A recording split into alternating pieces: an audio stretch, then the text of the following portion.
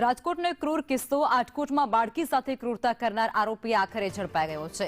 પોલીસે આરોપી રામસિંગ ડડવેજરની ધરપકડ કરી લીધી છે। 6 વર્ષની બાળકીના ગુપ્તાંગમાં સળીઓ ઘુસાડી અને તેને ઈજા પહોંચાડી હતી। ચોકલેટની લાલચ આપી અને પાણીની ટાંકી પાસે લઈ ગયો હતો। આરોપી રામસિંગ, જે મધ્યપ્રદેશના અલીરાજપુરનો રહેવાસી છે, 2 દિવસ બાળકી ગુમ રહી હતી અને ત્યારે હાલ બાળકી સ્વસ્થ છે તેવું તેમનું કહેવું છે। એસપી દ્વારા આ નિવેદન આપવામાં આવ્યું છે।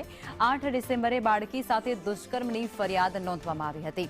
પોલીસે 140 જેટલા શંકાસ્પદ શખ્સોની પૂછપરછ કરી હતી।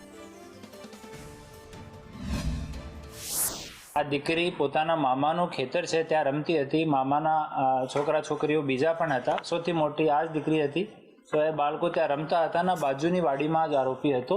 ત્યાંથી આવીને મેક્સિમમ 10 મિનિટનો જો ટાઈમ લીધો, આતા જ આપણી દીકરીને દુષ્કર્મનો શિકાર બનાવ્યો। આરોપી કબૂલાત કરી છે અને જો મહિલા ડૉક્ટર્સ છે, મહિલા પોલીસ છે, એની હાજરીમાં આપણી જો ભોગ બનનાર દીકરી છે આ પણ કન્ફર્મ કર્યો ફોટો જોઈને કે આ જ માણસ અમારી સાથે દુષ્કર્મ આચર્યો હતો અને આરોપીને અટક કરવામાં આવ્યો છે। હાલ સુધી ઘટના સ્થળથી અમુક અમને ફોરેન્સિકના સારા પુરાવા પણ મળ્યા છે, એને અમે FSLમાં મોકલીશું।